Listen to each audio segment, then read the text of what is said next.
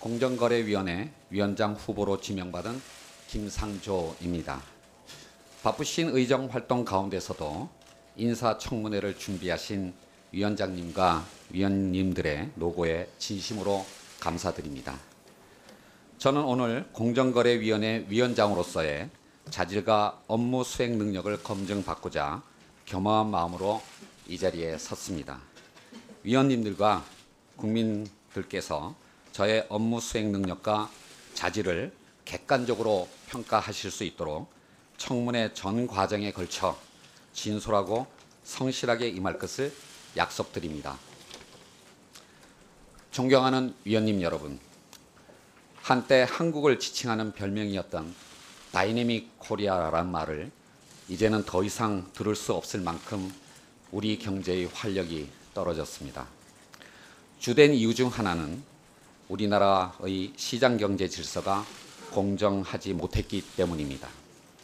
대기업 집단으로의 경제력 집중과 총수 중심의 왜곡된 지배구조가 온전하고 내부 거래를 통한 사익 추구 방식을 통해 부를 축적하고 부당하게 경영권을 승계하는 행태가 반복되고 있습니다. 또한 수요 독점적 대기업과의 거래에서 수많은 중소기업들이 전속 거래를 강요당하거나 부당한 단가이나 기술 탈취 행위 등으로 고통을 받고 있습니다. 이로 인해 경제의 활력이 떨어지고 일자리 창출의 대부분을 차지하는 중소기업의 자생적 성장이 저해되어 일자리가 더 이상 늘어나지 않는 고용 없는 성장의 악순환이 우리 경제를 억누르고 있는 상황입니다. 이러한 문제를 해결하기 위해서는 공정거래위원회의 역할이 그 어느 때보다도 중요하다고 생각합니다. 저에게 공정거래위원장으로 일할 수 있는 기회가 주어진다면 공정한 시장경제 질서를 확립하여 한국 경제의 활력을 다시 살리고 국민에게 더 많은 양질의 일자리를 주는 경제 생태계를 구축함으로써 새 정부가 추구하는 소득주도 성장, 일자리 성장을 뒷받침하는 데 최선을 다하겠습니다. 이를 위해 중점을 두어 추진하고자 생각하는 몇 가지 과제를 말씀드리겠습니다. 첫째, 우선 저는 중소기업 영세 상공인 등이 불공정 거래 피해를 당하지 않고 공정한 기회를 보장받을 수 있도록 하는 데 역점을 두겠습니다. 가맹점, 대리점, 골목 상권 등은 수많은 서민들의 생계와 관련되는 삶의 터전입니다. 이들을 대상으로 한 거래상 지위를 남용하는 부당행위는 엄정한 법 집행을 통해 철저히 차단하고 경제적 약자의 협상력 보완을 통해 시장의 자율적인 힘이 작동될 수 있도록 필요한 제도적 방안도 강구하겠습니다. 현재 많은 수급사업자, 납품업자들이 소수 대기업과의 거래에 의존하고 있고 그 정도가 더욱 심화되고 있습니다. 이로 인해 정당한 납품 가격을 보장받지 못하고 거래의 안정성이 저해되는 일도 빈번하게 발생하고 있습니다. 이러한 상황에서는 중소기업이 성장해 나가는데 한계가 있을 수밖에 없습니다. 이를 개선하기 위해 공정한 납품 단가를 어떻게 실현할지, 전속 거래와 같은 오래된 관행을 어떻게 개선해 나갈지 많이 고민해 나가겠습니다. 후보자님, 네, 지금 인사 말씀하시는 내용을 이렇게 제가 보니까 양이 너무 많습니다. 네, 알겠습니다. 조금 줄여주시기 바랍니다. 네, 그 과정에서 위원님들의 고견도 많이 듣도록 하겠습니다. 도와주시기 바랍니다. 둘째, 앞에서 말씀드린 바와 같이 일부 대기업 집단으로의 경제력 집중과 총수 중심의 지배구조는 우리 경제의 활력을 떨어뜨리는 요인입니다. 물론 규모가 크다는 것 자체가 문제시 되어서는 안 될 것입니다. 오히려 그것은 시장경제 체제에서 성공의 증거이고 보상입니다. 다만 그 경제력이 오남용되는 것이 문제입니다. 특히 일감 몰아주기나 부당한 내부 거래는 부당한 부의 축적과 편법적 경영 승계로 이어질 뿐만 아니라 중소기업과 소상공인의 사업 영역을 침범함으로써 기업의 성장 생태계를 무너뜨리고 양극화를 심화시키는 결과를 초래합니다. 따라서 이러한 대기업의 잘못된 관행을 엄정하게 근절해 나가겠습니다. 그러나 저는 이러한 어떤 조치를 조급하고 충격적인 조치들로 실현할 생각을 갖고 있지는 않습니다. 지속 가능하고 시장의 감시가 함께 작동하며 상호간 정합성이 있는 여러 제도들 간의 보완이 이루어질 때 가능하다고 생각합니다. 따라서 저는 우선 현행법의 엄정한 집행을 통해서 기업의 불법 행위를 제재하는 데 역점을 두겠습니다. 법제도 개선을 추진함에 있어서는 기업의 부당행위 차단을 위한 규율 보완을 우선 추진하고 행위 규율만으로 개선되기 어려운 경우에는 구조적 조치 방안을 강구해 나가도록 하겠습니다. 이 모든 입법이 필요한 경우에는 국회와 충실히 협의하여 추진해 나가고자 합니다. 적극적인 지원을 부탁드리겠습니다. 셋째, 기업의 혁신 경쟁을 촉진하고 소비자 피해 방지 및 권리 규제 수단을 확충하는 데도 역점을 두겠습니다. 제가 시민단체의 몸을 담고 있던 지난날에 비추어 재벌 개혁 문제에만 집중할 것으로 보는 우려의 목소리도 있는 것으로 알고 있습니다. 기업들의 자유로운 경쟁과 소비자들의 합리적인 선택이야말로 혁신을 통한 경제 성장을 이끌어내는 원동력이며 경쟁정책과 소비자 정책이 공정거래위원회의 핵심적 업무임을 잘 알고 있습니다. 시장의 경쟁을 촉진하고 소비자 권익을 제고하여 소비자 후생을 증진하는 데 최선을 다하겠습니다. 마지막으로 공정위의 자정과 신뢰 회복을 위한 노력에 나설 것입니다. 그간 국정농단 과정에서 불거졌던 불미스러운 사안에 대해서는 내부적으로 철저히 점검하여 다시는 그러한 일이 발생하지 않도록 필요한 조치를 강구하겠습니다. 아울러 공정위에 신고를 해도 처리가 지연되고 무혐의 조치로 끝난 경우 하소연할 것이 없다는 국민들의 비판을 잘 알고 있습니다. 공정거래법 집행수단인 민사적, 행정적, 형사적 수단들을 종합적으로 검토하고 국회와도 충분히 협의하여 법 집행 시스템을 개선해 나가도록 하겠습니다. 존경하는 이준복 위원장님, 정무위원회 위원님 여러분, 저에게 공정거래위원장으로 일할 수 있는 기회가 주어진다면 그간 학계와 시민단체에 몸담으면서 공정한 시장경제 질서 확립과 한국 경제의 발전을 위해 고민하고 실천했던 바를 토대로 국민을 위해 기여할 수 있도록 혼신의 힘을 다하겠습니다. 또한 공정위 직원들과 혼연일체가 되어서 국민의 목소리에 귀를 기울이고 국회와 긴밀히 협조하면서 소통하고 협업하는 공정위원장이 되도록 노력하겠습니다. 청문회 준비를 해주신 위원님들께 다시 한번 깊은 감사의 말씀을 드리며 세부적인 정책에 대한 저희 생각은 위원님들의 질의에 대한 답변을 통해서 보다 자세히 말씀드리도록 하겠습니다. 감사합니다. 예, 수고하셨습니다. 그러면 지금부터 김상조 공정거래위원장 후보자에 대한 위원님들의 질의를 시작하겠습니다. 오전 질의 시간은 5분으로 하겠습니다. 후보자께서는 위원님들의 질의 시간에 답변 시간이 포함된다는 점을 유념하여 주시고 핵심 위주로 간략하게 답변해 주시기 바랍니다. 먼저 의사진행 발언입니까? 예, 알겠습니다. 그럼 의사진행 김성원 의원님. 네, 동두천 연천의 김성원입니다. 이제 공정위는 우리 경제 검찰로 불릴 만큼 이 권한과 권위가 막강한 부처입니다. 그만큼 우리 공정거래위원장에게는 다른 장관보다도 훨씬 높은 수준의 도덕성이 요구가 되는 겁니다. 해당 분야에서 전문성을 갖고 있더라도 공정거래위원장은 도덕성이 뒷받침되지 않으면은 그 직무를 수행하기 어렵다는 그런 생각입니다. 그만큼 우리 저희 국민의 눈높이에 맞는 그런 도덕성 검증이 좀 이루어져야지 되는데 지금 명확한 도덕성 검증을 위해 반드시 필요한 자료가 제출되지 않거나 허위로 제출된 부분이 있어갖고 이 부분은 좀 의사진행 발언을 좀 먼저 하도록 하겠습니다. 먼저 이제 아들 병역 특혜와 관련된 축소은폐 자료 제출 건인데요. 예, 이제 후보자가 제출한 아들의 병적 기록표 37일로 이제 기재되는데 국방부에서 국회에 제출한 자료에는 28일만 국방부 규정입니다. 규정에 맞게 28일만 연가 받았다고 기재를 한 부분들이 있었고 이 점에 대해서는 우리 위원장님께서 철저한 사실관계 확인을 좀 지시해 주시고 후보자께서 정확한 사실 담은 자료를 다시 한번 제출해 주길 바랍니다. 그다음 두 번째는 후보자님하고 관련된 이제 위장 전입 의혹 해소 관련 자료 제출인데 후보자께서 강남구 음마 아파트를 살 때 그때 미국에 이제 예일대 연수를 가시면서 빈집이기 때문에 도둑이 들까봐 우편물 수령을 위해서 목동 현대 아파트로 위장 전입을 이렇게 했다고 하셨는데 그 당시에 강남구 음마 아파트에는 후보자 장인과 장모가 전입 신고가 돼 있었습니다. 좀 상식적으로 이해가 안 되는 부분이죠. 장인 장모 우편물은 쌓여도 도둑이 들 염려가 없고 후보자 거만 그렇게 됐다. 이게 좀 상식적으로 이해가 안 되는데 자, 이 부분이 왜 필요하냐면은 단순히 위장 전입의 문제가 아닙니다.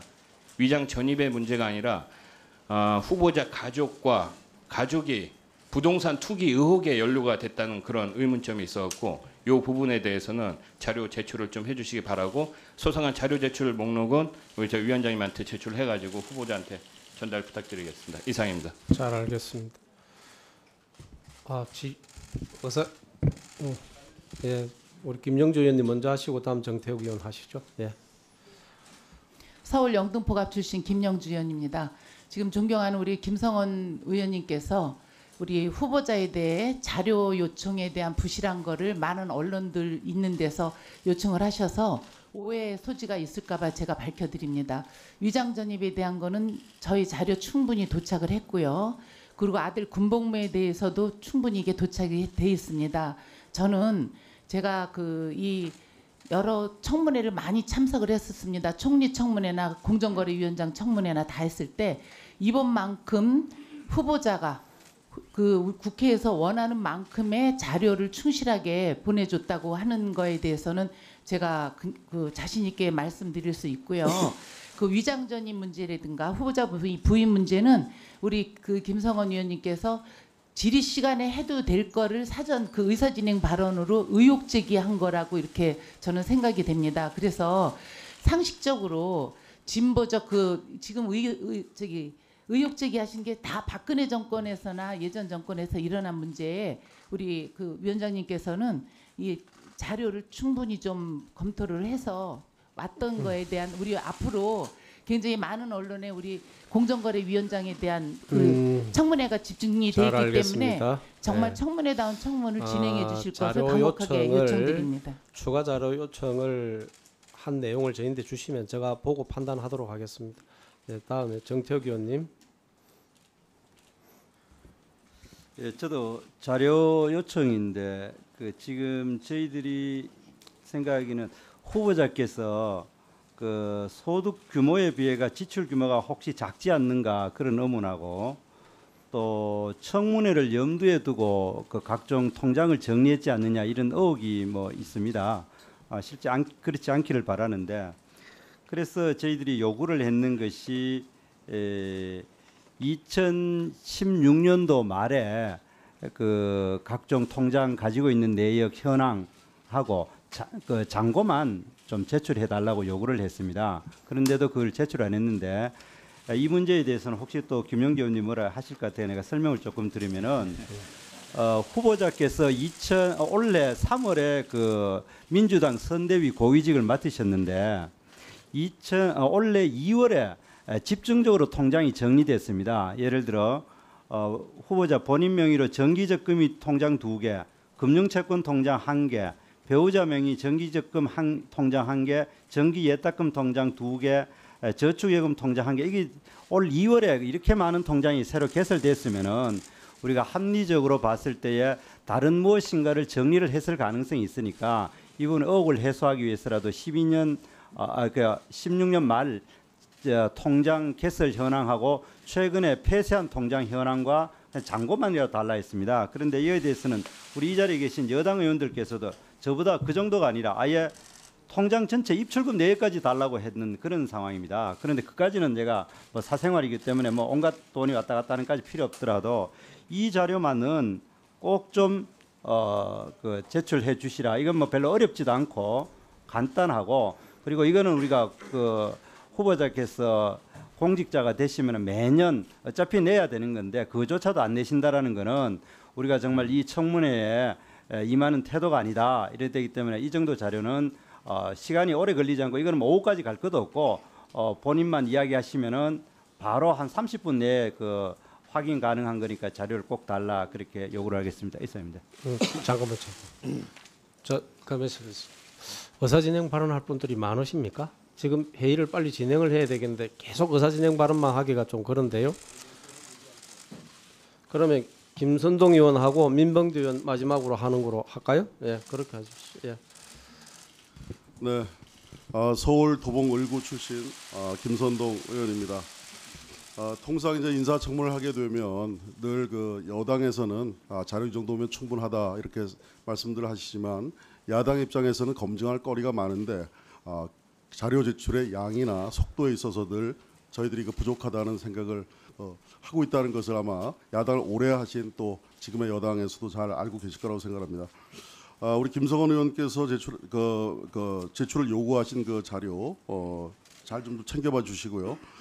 제가 볼 때도 우선 자료상에 그 개인 신생아 관련된 그런 그 자료인데 아파트 구매 자금의 규모나 출처 이런 거 등속으로 해서 자료가 아직까지 충분하지 않다라는 것이 저희 그 실의 그런 판단입니다. 저는 그 자료도 문제지만 사실은 우리 김상조 후보께서 공정거래위원장으로서 직무를 성실히 수행하시려면 예를 들어서 서면 답변서에 있어서도 정책과 관련된 이런 부분들에 대해서는 분명하게 소신을 제대로 알려주셔야 저희들이 검증을 할 수 있는 그 기초 자료가 되는데 우선 제가 예에 한 두 가지만 들어보겠습니다. 예를 들어서 첫 번째 대기업 집단 지정 기준을 7조 원으로 상향할 것이냐 5조 이하로 둘 것이냐 이런 문제들에 대해서 어떻게 답변하셨냐면요. 대기업 집단 지정 기준 개편 필요성에 대해서는 연구 용역 결과 및 전문가 의견들을 종합 고려하여 검토하겠습니다. 이렇게 원론적으로만 답변하셨어요. 그리고 두 번째 굉장히 중요한 문제인데 공정위가 마련한 순환 출자 가이드라인의 적절성에 대한 후보자의 입장에 대해서 저희들이 물었더니 이렇게 답변하셨습니다. 가이드라인의 내용을 면밀히 검토하여 개선 사항이 있는지 살펴보겠습니다. 그 자료를 요구를 하셨다는 예. 이야기입니까? 그래서 이렇게 자료가 안 원론적으로 왔어요. 하셨다는 말씀을 드리면서 이렇게 정확한 의지를 표명을 해 주셔야 저희들이 정책 검증을 제대로 할 수 있는 근거가 되지 않나 이 말씀을 드리고요. 하나만 더 보충해서 말씀을 드리면 제가 증인 신청을 좀 했는데 자제분의 그런 특혜 취업 관련해서 제가 자료 요청을 했더니 원래 5개월 동안 근무 기간인데 방학 기간 2개월만 근무할 수 있도록 이렇게 특이한 부분을 제가 규명을 하려고 제가 증인을 요청을 했는데 우리 야당에서 불러서 망신 주기 하려는 거 아니냐 이렇게 말씀을 하셔서 그럼 좋다. 그 대신 우리한테 충분한 소명을 와서 비공식적으로 해주면 공개적으로 망신을 주자는 게 아니니까 그 부분을 우리가 감안해서 그것이 소명이 되면 안 부르겠다 이렇게 얘기를 했는데 그 소명 내용 자체가 굉장히 부실했습니다. 그래서 이 부분 사실을 어떻게 처리를 해야 될지 저희들은 규명하고자 하는데 그 부분이 정말 제대로 규명할 수 있는 증인을 채택하지 못했다. 그러면 그런 부분은 난조 후보자에게 직접 여쭤보시죠. 예. 아니 그 증인이 여쭤도 될 것 같고 만약에 더 필요한 내용이 있다면 간사들하고 제가 의논을 하겠습니다. 네, 상의하겠습니다. 자, 우리 민병두 의원님. 예, 청문회 히어링이라고 하죠. 그 말 그 자체에서 해석하고 유추할 수 있듯이 우선 후보자의 소신과 철학, 정책을 듣고 질문하는 겁니다. 근데 지금 우리 청문회는 청문회라기보다는 일종의 국문회라고 할까요? 사전에 언론을 통해서 모든 의혹을 제기하고 실제로 후보자의 정책을 청취할 기회 그 자체가 이제 굉장히 축소되는 것이 아닌가 하는 우려를 갖고 있습니다. 저는 야당 때나 여당 때나 일관된 입장을 갖고 있는데 우리 홍일표 의원님하고 저하고 박근혜 정부 초대 총리 정호원 총리 인사청문회 한 바가 있습니다. 그때 우리는 청문회라고 하는 것은 개인이 쌓아온 일생의 영광일 뿐만 아니라 가족이 함께 이루어온 것이기 때문에 미국식으로 가족들도 이 자리에 와서 함께 배석하도록 하자 하는 제안까지 실제로 한 바가 있습니다. 그 당시에 정책을 중심으로 이틀을 하고 또 개인적인 의혹에 대해서는 따로 하루를 빌려서 하자 한 3일을 한 바가 있는데 그 당시 우리가 합의했던 건 뭐냐면 본인 자신의 정책이나 비리, 의혹에 대해서 청문회가 돼야지 가족까지 모든 것을 자료를 요구하는 것은 너무 가혹하지 않냐. 그래서 우리가 정호원 총리의 아들 부분에 대해서는 비공개로 자료 열람을 했습니다. 소회의실에 가서. 근데 지금처럼 아들 청문회인지 딸 청문회인지 장인 청문회인지 장모 청문회인지 모르는 식으로 변질되는 것은 전 문제가 있다고 생각하고 그런 우려에 대해서는 우리가 함께 공유하면서 정책 청문회가 됐으면 한다는 바람이 하나 있고요. 그럼 미국 같은 경우는 내니 게이트라고 해서 법무부 장관이 불법 이민자를 채용한 경력이 있다.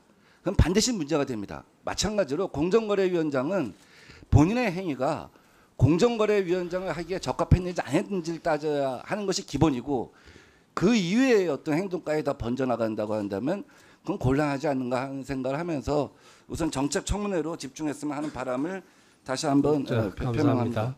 제가 한 말씀만 드릴게요. 지금 회의를 이 청문을 진행해야 되는데 이 의사진행 발언으로 너무 많은 시간을 소진하는 것도 좀 곤란한 것 같은데요.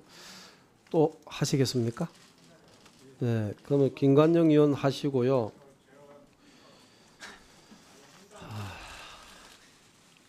근데 제가 시간을 1분씩만 그러면 드릴 테니까 그 김관영 의원 하시고 전해철 의원 하시고 김한표 의원 하시고 그렇게 하십시오. 네. 네, 회의 진행을 위해서 간단히 자료 제출 요구를 하겠습니다. 후보자께서 2004년 예일 월드 펠로우십 프로그램에 참여를 한 사실이 있고요. 이 프로그램에 참여하기 위해서 교육부에 제출한 파견 신청 동의서에 보면 본인이 이렇게 기재를 했습니다. 본인은 2004년 예일 월드 펠로우십 프로그램의 스폰서 중 하나인 모 미국 기업 CEO의 추천을 통해서 2004년 1월에 관련 서류를 예일 대학에 접수했다. 그리고 이 프로그램에 신청을 하기 위해서는 추천인 소위 스폰서 중 하나의 추천을 받아야만 될 뿐만 아니라 3명의 추천서가 필요합니다. 그래서 저희가 자료 제출을 요구했는데 추천인 3명 중에서 지금 정운찬, 장하성 2명만 밝히고 있고요.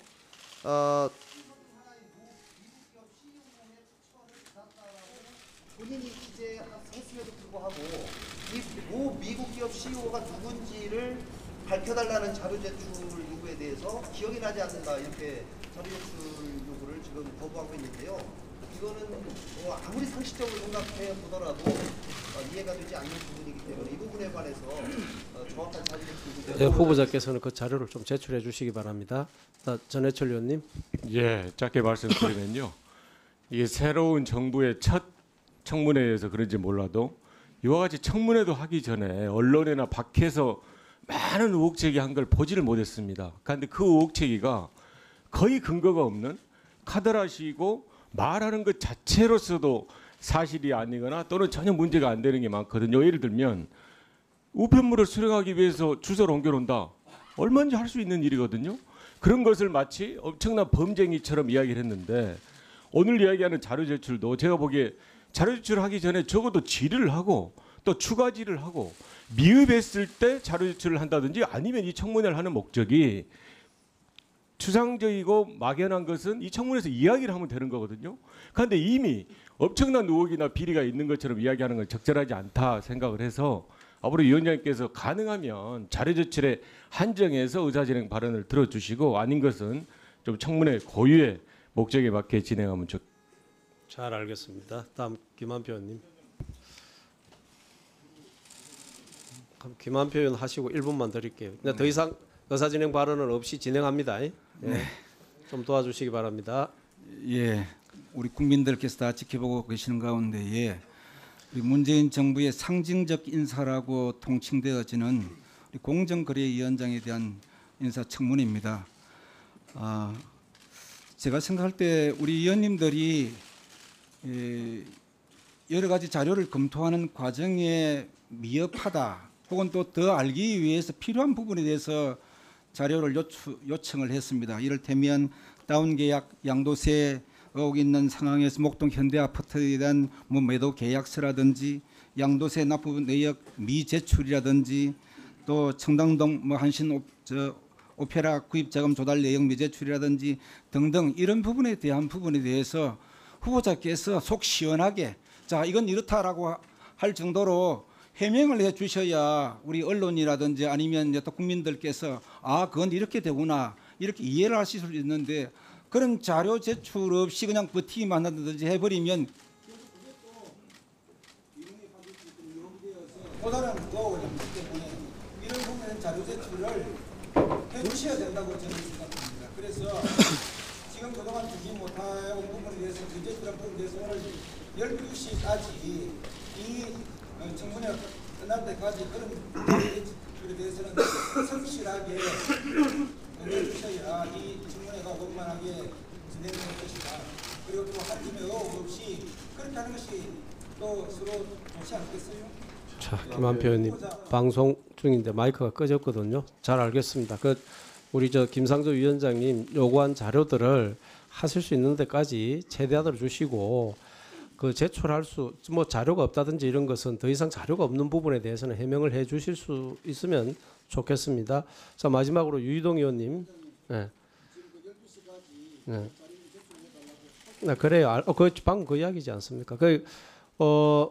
우리 후보자께서 추가 요구했던 자료 요구했던 내용들을 오전 중에 제출해 주실 수 있도록 협조해 주시기 바랍니다. 자, 유이동 의원님. 네, 바른정당의 유이동입니다.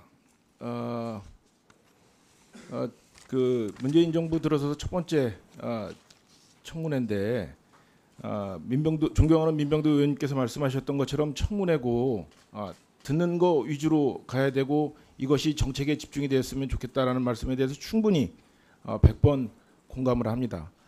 근데 다만 청문위원들이 후보자 청문을 준비하면서 필요한 자료에 대한 요구는 마땅한 거 아닌가 싶고 그 의문이 든 부분에 대해서 자료 요구하는 것을 여당 의원님들께서 나서셔서 일제히 의문 없는데 의혹 없는데 왜 그런 것들을 의도적으로 제기를 하냐라는 식으로 말씀하시면 부끄럽습니다만 저희 예전에 새누리당이 여당이었을 때 보여줬던 그런 부끄러운 모습의 연장선상 아닌가 이런 생각이 듭니다. 그래서 여당 의원님들께서는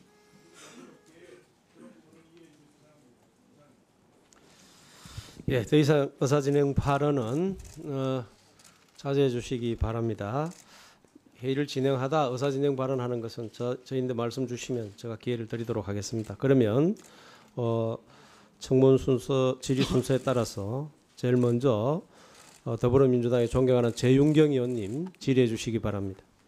네, 더불어민주당 비례대표 의원 재윤경입니다.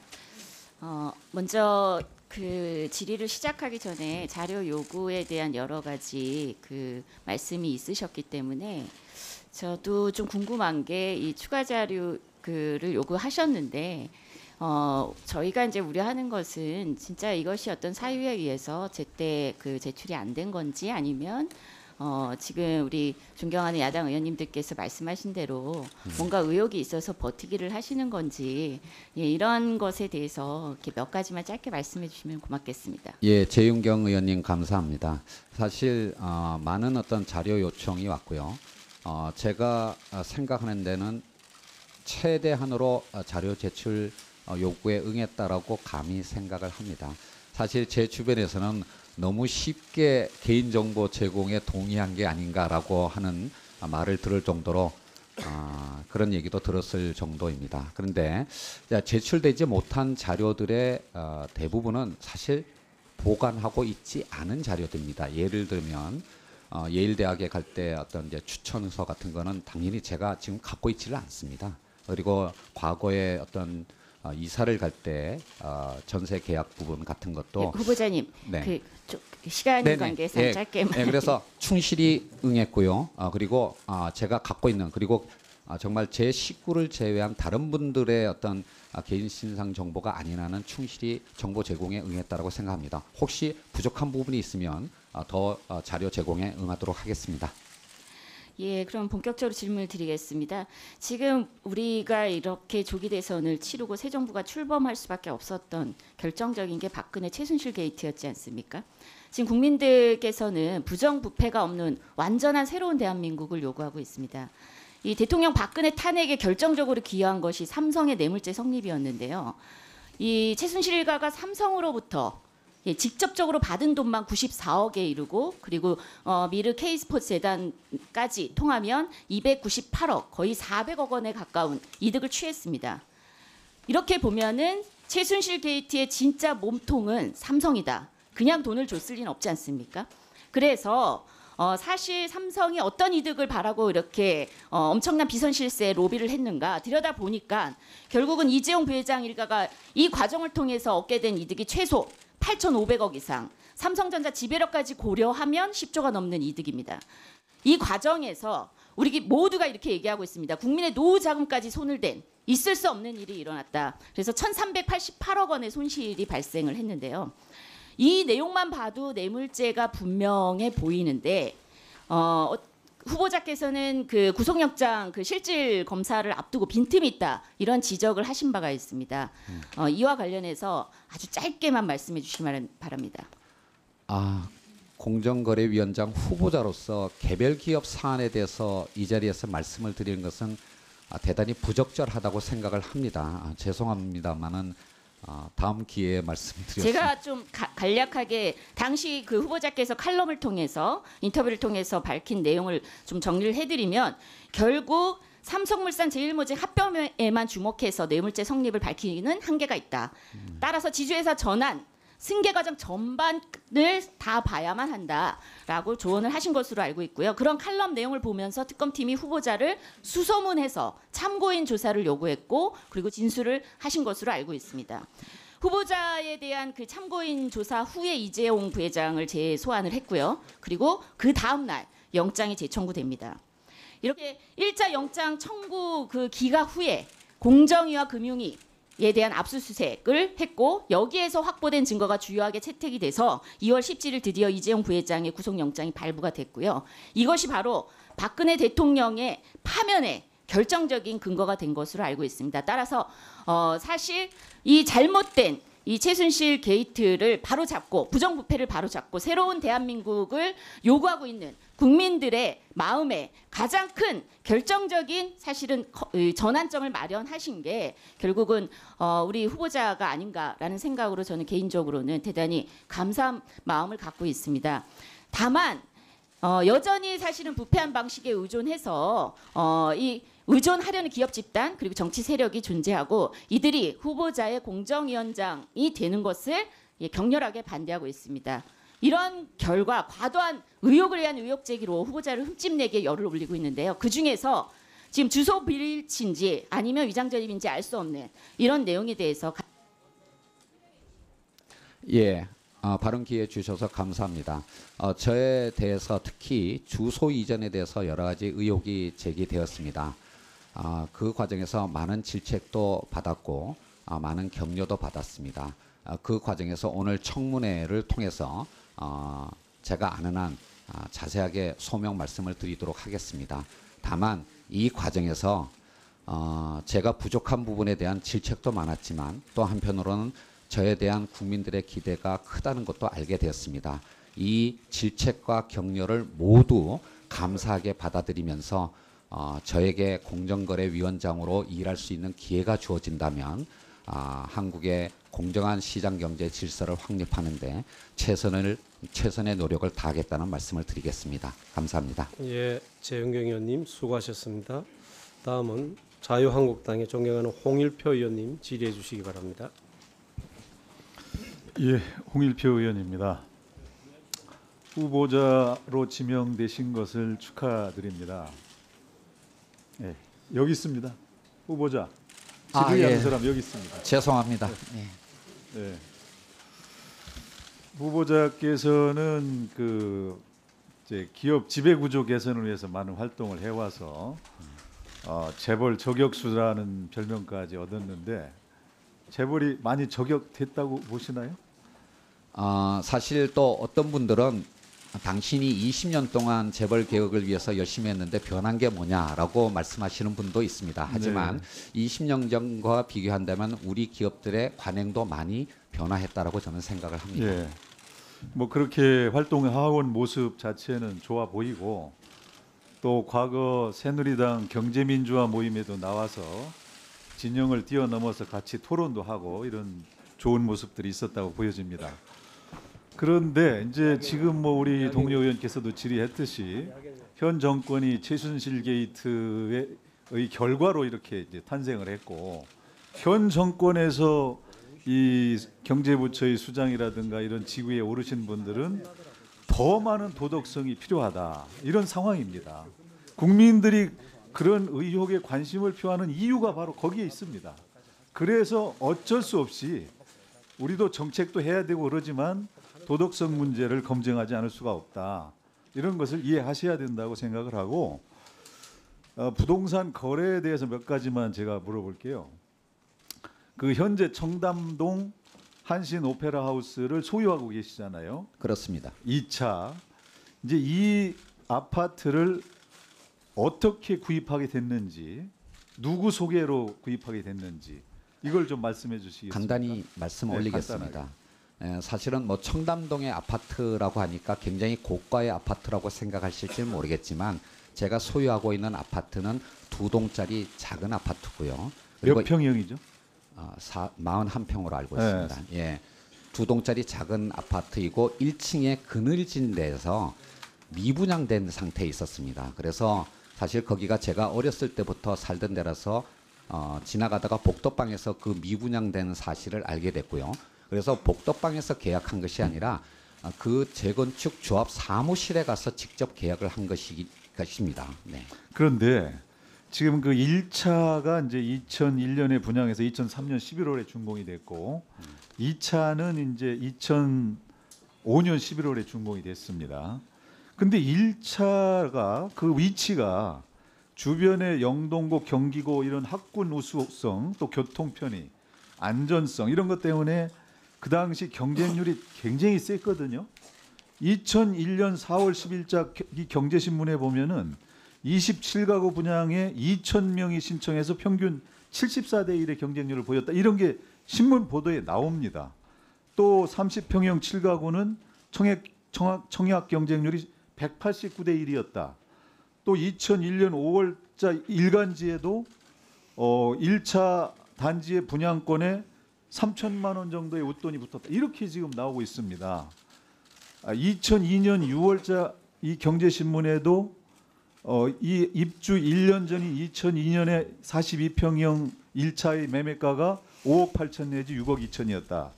그러면 이게 지금 1차와 2차가 거의 뭐 큰 차이가 없고 2차의 지금 그 거래가가 2006년 10월 지금 후보자께서 2006년 1월 달에 여기에 입주하셨죠? 네, 그렇습니다. 2006년 10월 달에 국토부 실거래가가 9억에 이렇게 거래됐습니다. 후보자께서는 6억에 샀다고 지금 신고를 했죠. 그러면 이렇게 좋은 환경의 아파트가 어떻게 미분양으로 남아 있었는지 이게 쉽게 상식적으로는 이해가 안 가거든요. 이거 혹시 후보자와 관련된 어떤 특별한 인연으로 누가 특혜로 이렇게 분양을 했거나 누가 소개해 줬거나 이런 것은 아니었느냐. 이제 이런 의혹이 나올 수가 있는 겁니다. 예, 그 의혹에 대해서는 충분히 이해를 하겠습니다만은 솔직히 말씀드려서 1차 때 경쟁률이 어떻게 됐는가는 제가 전혀 알지를 못하고요. 그리고 제가 구입한 아파트는 정말 1층에 그늘진 데서 미분양 상태였는데 제 기억으로는 제가 구입한 그 아파트뿐만 아니라 그 동에 미분양 상태에 있었던 그 아파트가 몇 개는 더 있었던 걸로 압니다. 그래서 정말 좀 확인을 해주셨으면 좋겠는데 제가 특별하게 뭐 거기에 재건축 조합에 아는 분이 있는 것도 아니고 다른 일도 아니고요. 뭐 다른 거는 모르겠습니다만은 그 아파트의 분양 계약서가 그거는 소유하고 있으니까요. 보시면 제가 다른 어떤 이유로 그 아파트를 소유하게 된 게 아니라는 것을 의원님께서 아실 수 있을 거라고 생각을 합니다. 예, 홍일표 의원님 수고하셨습니다. 다음은 더불어민주당의 존경하는 최운열 의원님 질의해 주시기 바랍니다. 예, 최운열입니다. 우선 공정거래위원장 후보로 내정된 걸 축하합니다만 요즘 많이 힘드시죠? 네. 후보자는 그동안 이제 경제학자로서뿐만 아니라 시민운동가로서 기업들을 향해서 반칙하지 말고 투명하게 경영하라 이렇게 목소리를 높였기 때문에 일반 국민들은 후보자 본인도 그렇게 살았으리라는 기대가 큰 것도 사실인 것 같습니다. 더군다나 다른 부처도 아닌 시장 질서의 최종 심판자이고 경제검찰이라 불리는 공정거래위원장이라는 직책 때문에 더 높은 도덕적 잣대를 요구하고 있는 것도 사실이라고 생각이 됩니다. 지금까지 언론을 통해 제기된 각종 의혹에 대해서 본인은 억울한 면도 없지 않아 있으리라고 생각이 됩니다만 국민이 납득하실 수 있도록 오늘 철저하게 해명해 주시고 그렇게 해야 공정거래위원장으로서 영이 설 거고 우리 정부가 추구하는 공정사회 건설에 일조하지 않을까 이렇게 생각이 됩니다. 후보자께서는 대통령께서 왜 국방이나 외교와 같은 다른 중요한 장관급 인사보다도 서둘러 공정거래위원장 후보를 지명했다고 생각하십니까? 간단하게 말씀해 주시죠. 예, 문재인 대통령의 가장 큰 공약 사항이 일자리 대통령입니다. 일자리 대통령이 되기 위해서는 무엇보다도 시장의 공정한 경쟁 질서가 확립돼야 된다는 대통령의 의지가 저를 지명하게 된 걸로 알고 있습니다. 네. 그만큼 우리 경제 분야의 공정성이 지금까지 심대하게 훼손되어 있어서 하루빨리 이에 대한 수술이 필요하기 때문에 다른 어떤 부처보다도 상징적으로 공정거래위원장 후보를 지명하신 걸로 알고 있고 김 후보자는 어느 누구보다도 이 시대의 가장 적임자라고 국민이 생각해서 국민의 기대를 한몸에 받고 있다고 보여집니다. 경제 분야 공정성에 심각한 문제가 생긴 중요한 이유 중에 하나가 제가 보기에는 공정거래위원회가 지금까지 자기 역할을 제대로 못했기 때문에 그런 일이 벌어졌다 이렇게 보여집니다. 5월 26일 날 전 공정거래 부위원장이 이재용 부회장 재판 증인으로 나와가지고 대기업 측의 요청이 있으면 공정거래위원회 운영 지원과가 희망하는 직원을 알선한 역할을 한다 이렇게 증언을 했어요. 그러면 이제 대기업들은 공정거래위원회만 구워 삶으면 자기들이 하고 싶은 일을 다 할 수 있다고 생각하기 때문에 대기업에서 공정거래 출신들을 고문으로 모셔가지 않겠어요? 이렇듯 국민들은 노비에 휘둘리고 있는 공정거래를 더 이상 믿기 어렵다는 게 일반적인 생각인 것 같습니다. 그래서 문재인 대통령이 대선 공약으로 전속 고발권 폐지를 약속하신 걸로 생각이 되는데 동의하시죠? 네, 그렇습니다.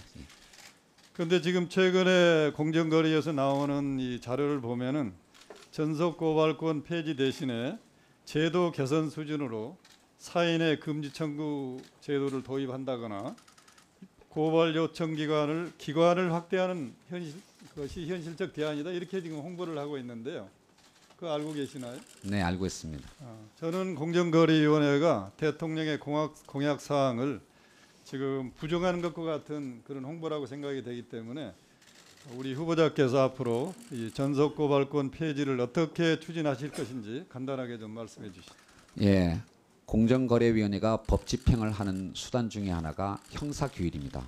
근데 지금은 공정위만이 고발권을 갖고 있는데요. 그 결과 많은 분들이 자신의 피해를 구제받지 못한다고 생각하는 것이 사실이기 때문에 현행의 전속 고발권은 분명히 유지될 수가 없고 개선되어야 되는데 다만 그 법 집행 전체의 어떤 효율성을 높이기 위해서는 형사규율뿐만 아니라 민사규율과 행정규율의 종합적인 어떤 효과를 높이는 방법으로 고민을 해나가겠다는 취지에서 말씀을 드린 것입니다. 향후에 국회와 충실히 협의해서 개선 방안을 마련하도록 하겠습니다. 네, 기대가 큽니다. 그리고 각종 언론에서 보면은 우리 이제 후보자께서 학교에 계실 때 여러 가지 쓴 논문에 대해서 중복계제니 자기 표절이니 이런 이제 지적사항들이 많이 있는데요. 저도 학교에 있는 사람 입장에서 보면은 과거에 유능한 교수들일수록 논문을 많이 쓰고 그러한 사람들이 다른 기관에서 이제 게재 요청을 하면은 이제 실어주다 보는 그런 관행 때문에 이런 일이 벌어지는데요. 거기에 대해서도 좀 충분히 좀 해명을 해주셨으면 합니다. 예, 그 제 연구 업적과 관련해서 논란이 제기된 거에 대해서는 무엇보다도 송구스럽게 생각을 합니다. 근데 저는 연구실에만 있는 연구자라기보다는 현실에 참여하는 시민운동가로서 살아왔다고 생각을 합니다.